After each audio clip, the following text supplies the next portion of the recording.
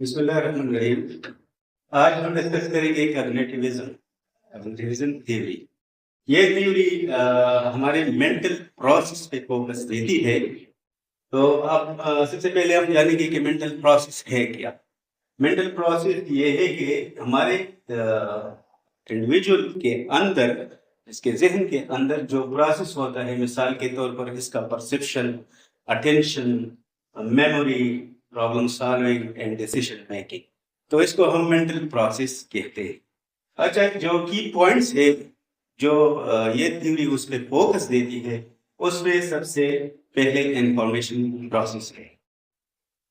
کوگنیٹیوزم یا cognitive theory میں سب سے اہم جو چیز ہے وہ یہ ہے کہ انفارمیشن کس طرح ہمارے ذہن میں آتے ہیں اور یہ انفارمیشن نالج میں کس طرح کنورٹ ہوتے ہیں، اور بعد میں پھر یہ ایجوکیشن یا ہمارے پریکٹس میں کس طرح آتا ہے۔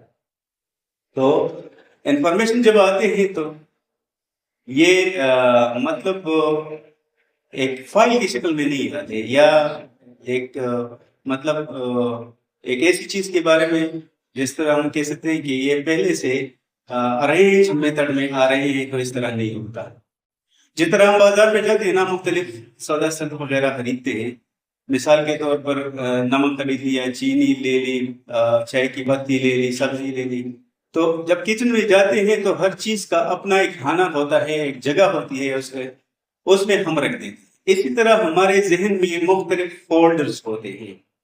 یہ انفارمیشن جب آتے ہیں تو اپنے متعلقہ فولڈر میں جاتے ہیں، اور ان فولڈرز کو اسکیماز کہتے ہیں۔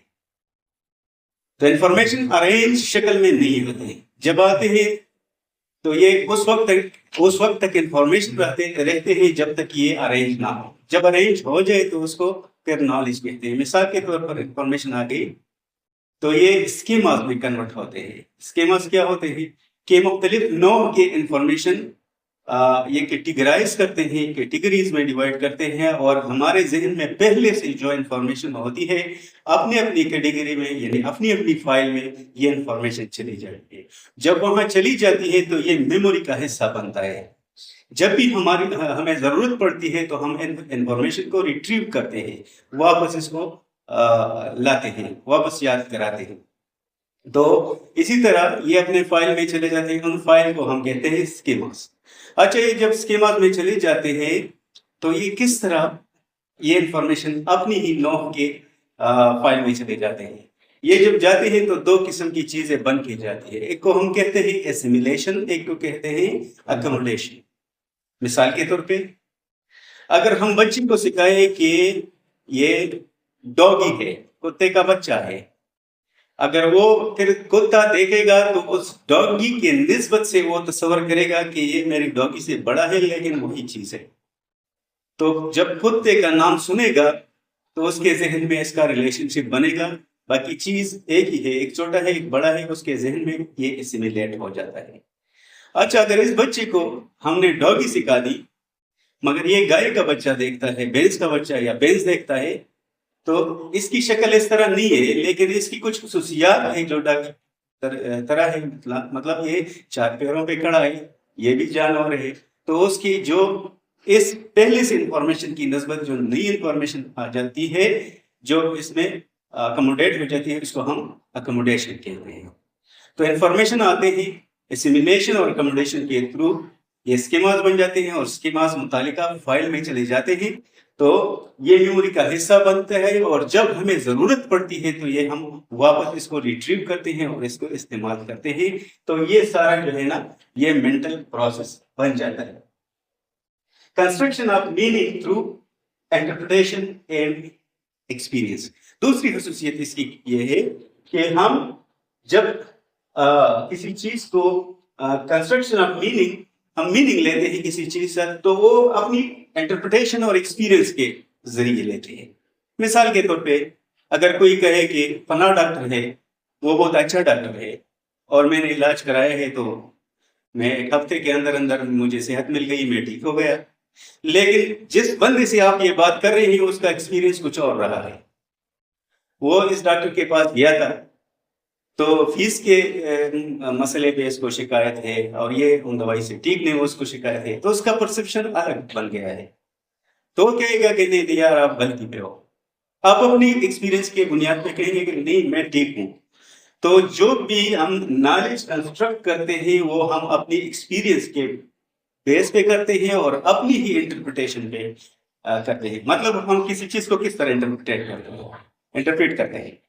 انٹرپریٹ کرنا کسی کی مطلب کسی چیز کا مطلب لے لینا اور اپنی ایکسپیرینس کی بنیاد کو اس کا اپنے ذہن میں ڈالنا، اس کو یہ مینٹل پروسیس یا کوگنیٹیوزم کی جو ہے یہ خصوصیت ہے۔ اچھا، اس تھیوری کا یقین یہ ہے کہ feedback and reinforcement facilitate learning. جب ہم بچوں کی لرننگ کرتے ہیں نا تو وہ لرننگ ہم انکریز کر سکتے ہیں۔ کس چیز سے؟ دو چیزوں سے، ایک فیڈ بیک سے، دوسرا ہم ری انفورسمنٹ سے کر سکتے ہیں۔ فیڈ بیک کیا ہے؟ فیڈ بیک یہ ہے کہ ہم اگر کوئی چیز پڑھائے یا انفارمیشن دے دے یا نالج دے دے، انفارمیشن دے دے کہ وہ نالج بن جائے بچوں کے ذہن میں، ان کو مختلف قسم کی مشکلات سامنے آ سکتی ہیں۔ اکموڈیشن اسیمیلیشن میں مختلف قسم کے ذہن میں ریس ہو سکتے ہیں۔ اگر ہم ان کو مطلب فیڈ بیک دے دیں، ان کو حل کریں، ان کے مسائل کو اور ان کے درمیان جو راستے میں ہرڈلز آ رہے ہیں، تھرو پازیٹیو فیڈ بیک اگر ہم اس کو حل کریں تو اس سے لرننگ کا اضافہ ہو سکتا ہے، لرننگ کی جو ہے نا وہ کیپیسٹی بڑھ سکتی ہے۔ دوسری بات ری انفورسمنٹ کی ہے۔ تو آپ لوگوں کو پتہ ہے، ہم نے پہلے بھی کلاس میں پڑھا تھا کہ ری انفورسمنٹ دو طرح کی ہوتی ہے، ایک نیگیٹو ری انفورسمنٹ، ایک پازیٹیو ری انفورسمنٹ۔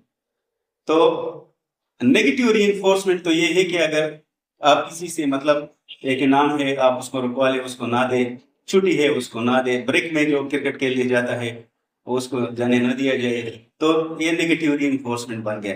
پازیٹیو ری انفورسمنٹ یہ ہے کہ اگر ہم اس کو انعام دے دیں، کوئی کپ دے دیں، کوئی چاکلیٹ دے دیں، تو ان دو چیزوں سے جو فیڈ بیک ہے اور ری انفورسمنٹ جو اندر خود دو حصوں میں تقسیم ہے، یعنی پازیٹیو ری انفورسمنٹ اور نیگیٹو ری انفورسمنٹ، تو دونوں کے ذریعے ہم لرننگ میں اضافہ کر سکتے ہیں کاگنیٹو تھیوری کے مطابق یا کاگنیٹو تھیوری کے لیے۔ اچھا، جو سائنٹسٹ یا مطلب ایجوکیشنسٹ یا سائیکالوجسٹ یا ریسرچرز جنہوں نے کام کیا ہے کاگنیٹیوزم پہ، ان میں اہم بہت سی شخصیات ہیں جس نے کام کیا ہے، لیکن ان میں سے جو اہم ہے اس میں آربٹ نیزر ہے، جو 1928 سے لے کر 2012 تک زندہ تھے اور انہوں نے اس فیلڈ میں کام کیا ہے، اس کے سپورٹر تھے اس تھیوری کے۔ دوسرا سپورٹر جیروم رونر ہے، جو کہ 1915 سے 2016 تک زندہ تھے، مطلب 101 ایئر بنتا ہے۔ تیسرا ہاورڈ گارڈنر ہے، جو 1943 میں پیدا ہوئے لیکن ابھی تک زندہ ہے۔ تو یہ اس تھیوری کے جو ہے نا وہ سپورٹر ہیں اور اس کے ڈیولپمنٹ میں، اس کے ریسرچ میں ان کا بہت بڑا اہم کردار ہے۔ Thank you.